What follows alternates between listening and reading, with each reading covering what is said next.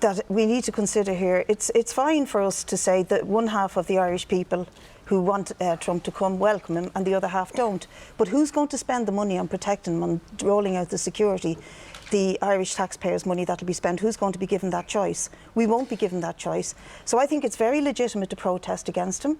I think that more people that come out to protest against him for all the issues that he has been associated with, all of the ugliness, all of the bitterness, all of the divisiveness that he's been associated with, the better for the people of this country.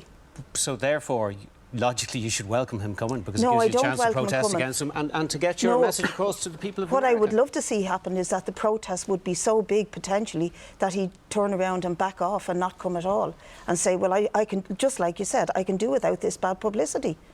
I can't imagine a protest in the world. Said that he is the president of the most powerful economy in the world.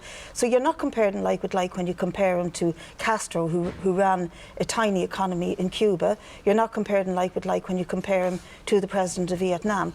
This is a very, very significant visit. And for that reason, the significance of it should be taken seriously, and particularly on the issues that I've just dealt with.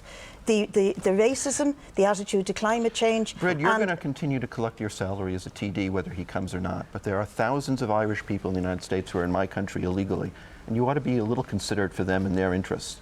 If Ireland makes itself an unfriend of the United States and its government, you might wonder what might happen to them. But either way, you'll collect your salary. Well, that's interesting that you or Trump or anybody else might make a threat against the That's not a threat. That's just the real world, Brid. There are thousands of people who make decisions. Maybe that's the real Trumnt then. There are thousands.